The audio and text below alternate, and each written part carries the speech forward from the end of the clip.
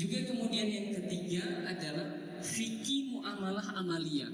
Ini dia yang kita bahas, yaitu yang membahas tentang bagaimana manusia berinteraksi dengan orang lain terkait hartanya. Dan secara umum fikih amaliyah itu dia terbagi menjadi dua, yaitu fikih amaliyah tabarruat, dan ini juga dibahas di dalam kitab ini, macam-macam akad, dan juga muawadot atau komersil. Tabarruat ini akad-akad sosial seperti hibah, kemudian sedekah, wakaf. Adapun komersil yaitu yang kita bahas pada malam hari ini. Jual beli itu berasal dari kata, atau dalam bahasa Arab disebut dengan al-bai'. Kata ini merupakan turunan dari kata al-ba'a yang berarti artinya depa. Jadi hadirin, arti al-bai' itu jual beli itu depa. Itu secara bahasa. Adapun secara istilah sebenarnya tidak jauh perbedaan dengan pengertian jual beli secara urf atau pemahaman yang berlaku di masyarakat. Intinya adalah tabadul al-mal, tukar menukar harta. Di sini Dr. Yusuf Asy-Syubaili beliau mengidentifikasikan jual beli itu dengan mubadalatu malin bimalin ligordi atamluki, kata beliau. Tukar menukar harta dengan maksud memindahkan kepemilikan. Itu dalam kitab Muzakiro Mukhtasoro fi al-Mu'amalah halaman 2. Hadirin yang dimuliakan oleh Allah Subhanahu wa taala, jadi malam hari ini kita fokus kepada jual beli. Kemudian mungkin minggu depan rukun dan syarat jual beli. Kalau sempat nanti bagaimana kalau kita mengambil untung 100% apa hukumnya, atau 1000%. Kemudian bagaimana jika kita menjual harga barang di bawah harga pasar, apa hukumnya. Dan kemudian mungkin nanti yang terakhir, karena waktu kita cuma 1 bulan, kita akan membahas tentang hukum riba dan contoh-contoh riba. Dan ini sering kami bahas, salah satunya ada kajian kami itu di Masjid Istiqomah Sukakarya setiap minggu pagi, dan juga di Masjid Al-Falaq setiap malam Kamis. Jadi bapak-bapak yang mau meraih bukan ilmu tapi pahala, silahkan datangi kajian kami. Pembagian jual beli hadirin itu dilihat dari yang pertama adalah alat tukarnya. Itu yang pertama, atau objek yang ditransaksikan. Yaitu yang pertama, tukar menukar uang dengan barang, dan kemudian tukar menukar barang dengan barang, dan yang ketiga tukar menukar uang dengan uang. Di antara tiga ini hadirin, yang paling mudah untuk kita lakukan yang mana? Pasti tukar menukar uang dengan barang. Namun di masa lampau hadirin, di masa sahabat, di masa Nabi, yang paling mudah dilakukan adalah tukar menukar barang dengan barang, atau yang kita sebut dengan barter. Ini yang sering dilakukan. Adapun di masa sekarang itu sulit sekali kita lakukan. Yang punya beras misalnya ingin membeli HP Samsung, ditukar dengan beras, sulit apa mudah? Sulit hadirin. Namun secara hukum syar'i, secara ilmu, secara hukum, yang paling sulit dilakukan adalah bukan menukar barang dengan barang di sana. Yang paling sulit adalah menukar uang dengan uang, atau disebut dengan as-sarf dalam bahasa Arabnya. Itu yang paling sulit. Kenapa hadirin yang dimuliakan oleh Allah Subhanahu wa taala? Karena ini Rasulullah sallallahu alaihi wasallam membatasi kita tentang masalah ini. Kalau uang dengan uang harus dipenuhi dua syarat. Yang pertama hadirin, nilainya sama. Tidak boleh berbeda ketika kita menukarkan uang dengan uang. Kemudian yang kedua, harus tunai. Uang dengan uang tidak tunai, riba. Jadi kita dibatasi. Apa dalilnya? Di sini anna Rasulullah sallallahu alaihi wasallam yanha an bai'iz zahabi biz-zahabi wal fiddati bil fiddati illa sawa'an bisawa'in ainan bi ainin faman zada aw izdada faqad arba, kata Rasulullah sallallahu alaihi wasallam, bahwa Rasulullah sallallahu alaihi wasallam melarang jual beli emas dengan emas. Emas dulu adalah mata uang. Kemudian perak dengan perak, kecuali sama beratnya. Kalau emas, kalau uang berarti sama nilainya. Barang dengan barang, siapa yang menambahi atau minta ditambahi berarti telah melakukan riba.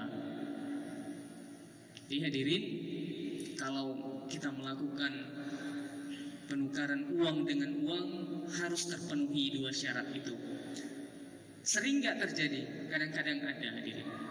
Kita sulit mungkin punya uang 100.000, kemudian kita nggak beli apa-apa, tukar di toko-toko kecil tetangga kita, kasih 50.000, dikasih 20.000 dua lembar, maka di sana tinggal 10.000. Ini namanya riba nasi'ah atau riba yang ditunda.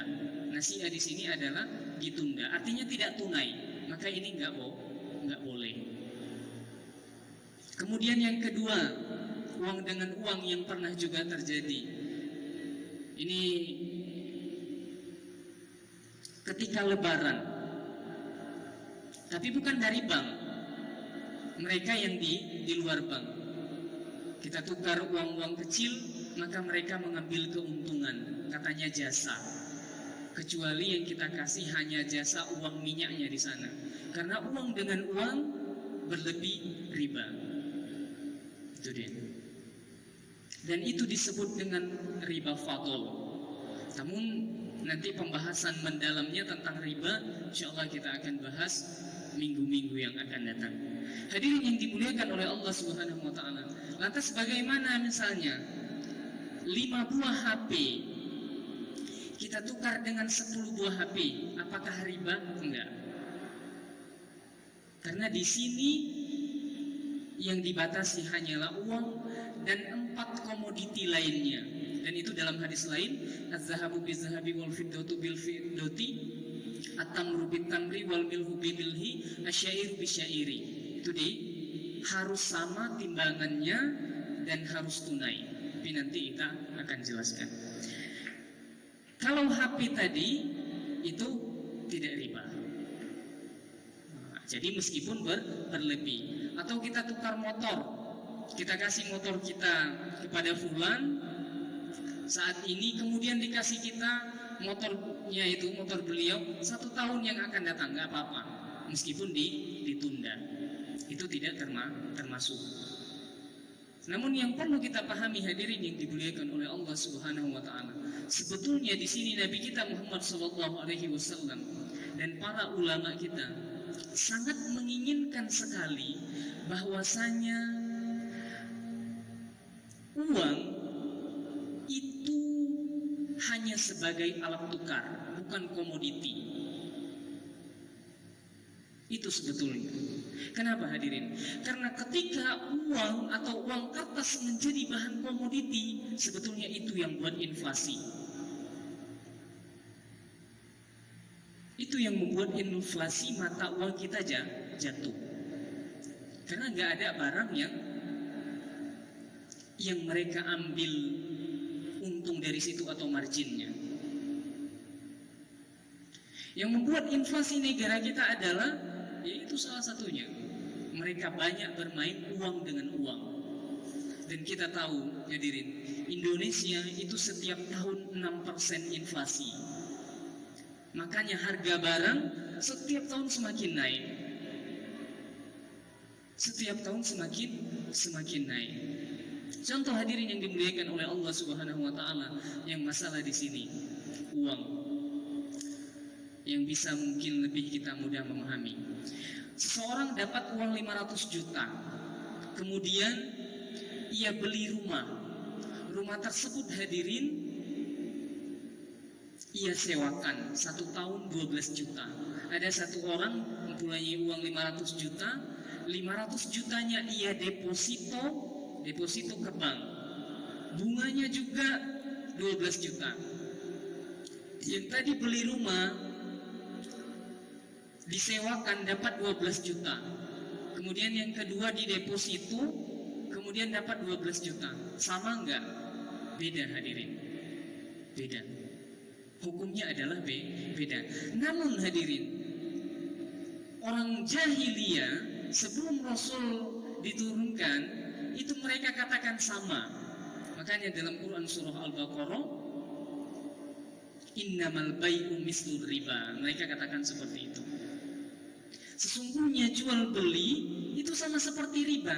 Enggak hadirin. Allah Subhanahu wa taala mengatakan sambungan ayat ini juga dalam Quran surah Al-Baqarah, wa ahallallahu al-bai'a wa harramar riba. Allah telah menghalalkan jual beli dan mengharamkan riba. Jadi jual beli dan riba itu beda. Jual beli dan riba itu berbeda.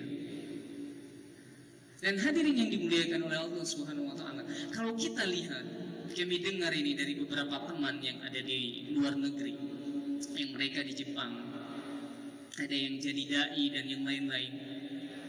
Di Jepang itu hadirin luar biasa sekali. Kenapa luar biasa? Ekonomi mereka maju. Kenapa? Karena mereka diperintahkan sama negara produksi barang. Sehingga yang menabung itu mereka bukan untung. Kalau di Indonesia menabung untung, kalau di Jepang menabung buntung. Kenapa? Karena setiap kita nabung itu dipotong. Karena mereka ngambil jasa dan itu sah-sah saja.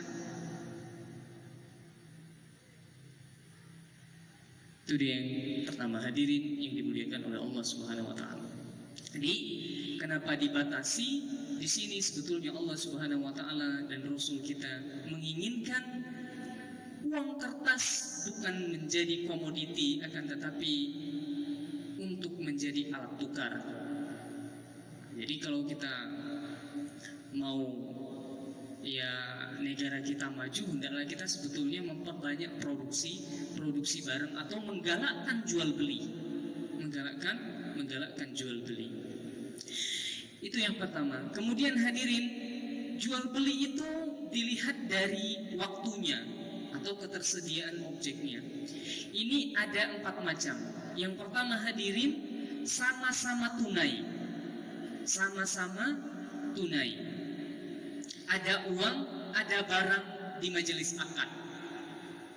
Jadi sama-sama. Kemudian uang tunai di majelis satu akad. Nah, uang tunai di majelis akad, barang tertunda karena belum dimiliki penjual. Ini sering kita lakukan.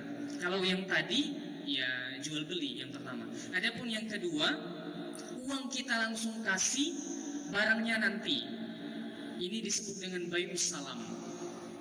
Atau sering kita lakukan mungkin di toko-toko bangunan, kita kasih ke sana uang, catnya atau semennya 5 tahun yang akan datang. Ini boleh hadir. Ini dibolehkan. Kalau barangnya nanti, uangnya sekarang itu boleh. Itu disebut dengan bai'us salam. Di situ para ulama menjelaskan kenapa dibolehkan salah satunya. Yang tadi punya toko itu mendapatkan keuntungan dari mana? Ia mendapatkan keuntungan karena bertambah modalnya. Kita yang nanti 4 tahun yang akan datang mendapatkan keuntungan apa? kita mendapatkan keuntungan harga yang murah pada 4 tahun yang lalu. Makanya kita sama-sama memiliki untung dan sama-sama memiliki manfaat. Kemudian yang ketiga, uang tertunda atau tidak bayar tunai, uangnya nanti. Dan kemudian barangnya tunai, atau yang kita tahu jual beli kredit, atau disebut dengan bay'ut taqsid dalam bahasa Arabnya. Bay'ut taqsid. Bay'ut taqsid ini hadirin, hukumnya juga boleh. Kredit itu boleh hadirin.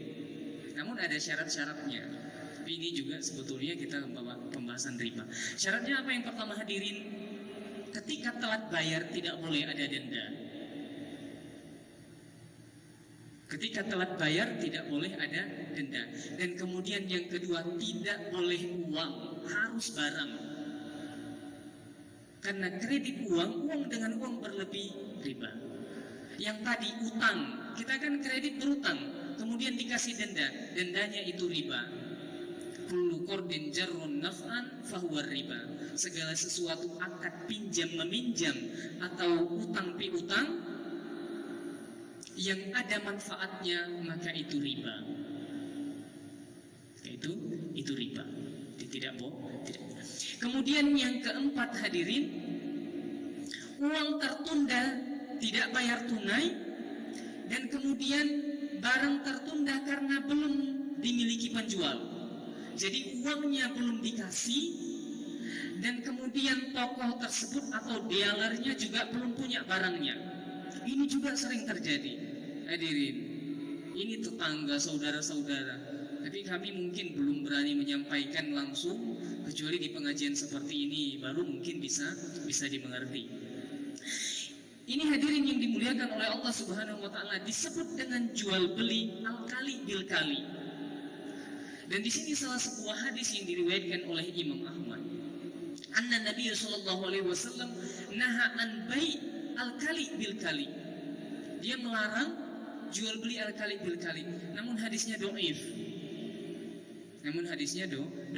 Tapi jumhur ulama, mereka ijma, seluruh ulama sepakat melarang jual beli al-kali bil kali. Jual beli al-kali ini uangnya belum ada, kemudian barangnya juga belum ada, namun mereka melakukan akad. Itu tidak boleh. Contoh hadirin yang dimuliakan oleh Allah Subhanahu wa taala, mungkin yang bisa kita mengerti. Jual beli indens, ini yang sering kita tahu, ya kan? Saya misalnya mau beli mobil expander, salah satu dealer Banda Aceh. Kemudian mobil tersebut belum ada. Apa kata dealernya? Pak, kalau mau mobil expander tunggu 3 bulan lagi, mau enggak? Mau. Tapi syaratnya harus bayar dulu 5 juta. Harus bayar dulu 5 juta. Boleh enggak nih Pak? Enggak boleh. Kenapa? Karena sudah terjadi akad yang 5 juta tadi, tapi barang belum ada dan juga uang pun belum lunas. Ini kata para ulama, jumhur ulama, ijma mereka bahwasanya ini tidak dibolehkan. Ini sering terjadi di masyarakat kita. Ini sering terjadi. Dia pesan mobil mungkin yang jarang ada, maka kemudian dengan cara seperti itu. Ini disebut dengan baik al-kali bil kali. Kenapa? Karena juga ada sabdanya Nabi kita Muhammad sallallahu alaihi wasallam, la tabi ma laisa indak, katanya. Jangan jual yang bukan punyamu. Artinya apa? Dia menjual tapi belum ada. Dia menjual yang bukan punyanya. Contohnya apalagi hadirin yang sering terjadi ini di masa sekarang.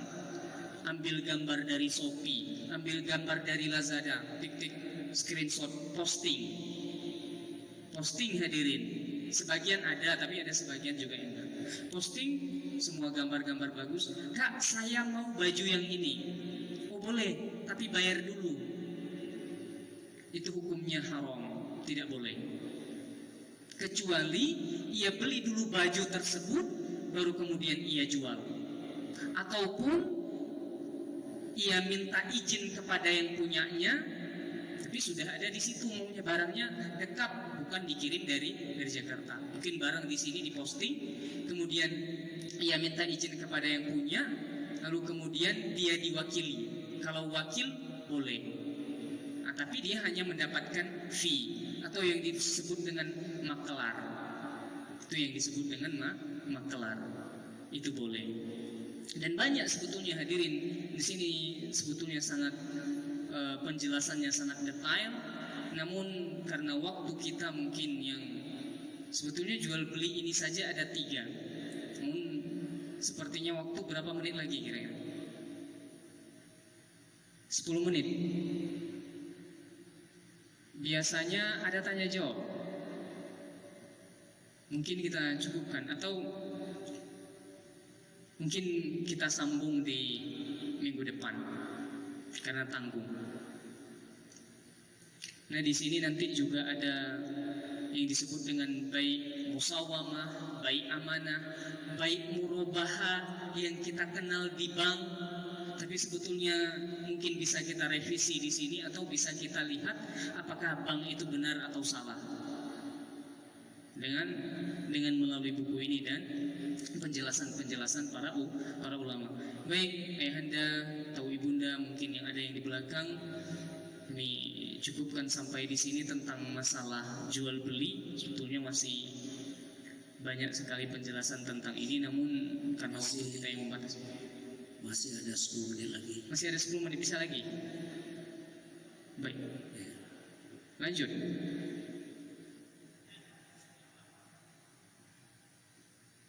Cuman sedikit sebelum Bapak ini ada pertanyaan dari saya, bisa kan? Bisa Insya Allah. Kalau kami bisa jawab ya kami jawab, kalau enggak ya kita cari bersama-sama. Karena pertanyaan begini. Ini ada sebelum bertanya saya sampaikan dulu sedikit. Seseorang memesan barang, saya sendiri memesan satu sebuah barang. Jadi barang tersebut singkat cerita datang kepada saya. Jadi dengan harga barang tersebut kita katakan 150.000. Sedangkan yang harus saya bayar 230.000. Gimana tadi Pak? Nah, Gimana? saya mau pesan barang. Ini yang lagi viral sekarang. Iya, gimana? Lagi apa namanya? Lagi keren sekarang ya. Iya. Barang tersebut saya pesan. Setelah itu singkat cerita barang itu datang kepada saya. Iya. Dengan label yang pertama 150.000 yang saya tahu. Setelah barang tersebut sampai, ternyata saya harus membayar 230.000. Bapak pesan dari mana? Tunggu. Ya. Pertanyaannya adalah siapa yang kena riba sekarang? Yang memberikan uang atau yang memberikan uang? Nah, yang menerima uang. Setelah itu apakah itu riba atau bukan? Terima kasih. Assalamualaikum warahmatullahi wabarakatuh. Ya, saya ngerti Pak. Tapi Bapak pesan dari mana? Umpama ini Umpama saja. Kita harus jelas. Saya melalui online gitu. Hah? Melalui online? Iya. Melalui online biasanya Pak, kalau jualan online itu, kalau kita beli 150.000 dari sana, otomatis sampai di sini juga 150.000. Biasanya seperti itu, nggak ada. Kalau ada yang menambah, itu bukan lagi riba, itu penipu berarti. Nah, makanya saya tanya sekarang sama Pak Ustadz, yang lagi viral sekarang, yang diterima, yang dikelola sekarang, harga barang 150.000 sudah sampai kepada dia harus membayar 230. Ya, dari 150 mencapai 230 berapa itu Ustaz? Mungkin 80.000 itu ongkirnya atau gimana? Nah, jadi pertanyaannya, yang memberikan uang atau yang menerima uang, atau sama sekali apakah itu riba atau tidak? Nggak ada ribanya, jual beli nggak ada ribanya Pak. jual beli nggak ada ribanya. Jual beli nggak ada ribanya. Iya. Jadi bisa-bisa saja Dia gini Pak, kita harus tahu asalnya, nggak boleh misalnya. Jadi hukum itu harus jelas.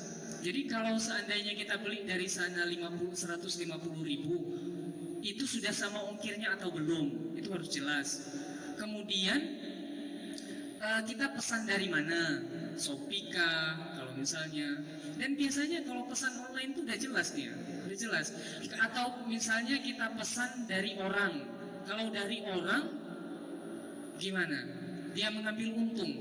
Kalau uangnya sendiri yang beli dari sana, beliau boleh ngambil untung. Tapi kalau uang kita, beliau nggak boleh ngambil untung.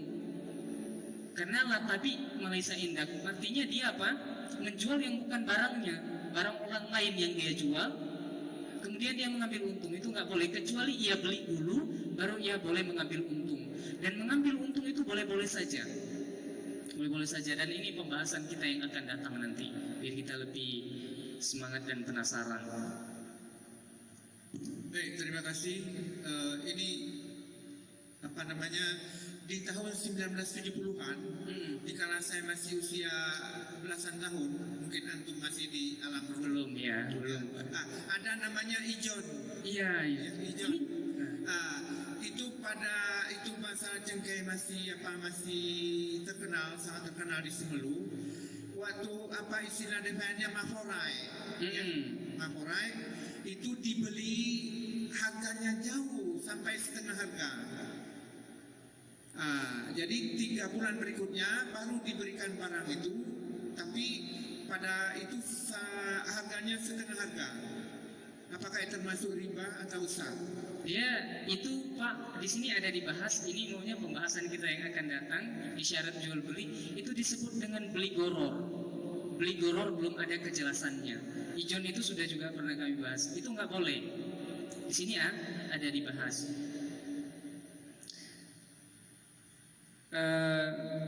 Di mana dia? Biar kita baca.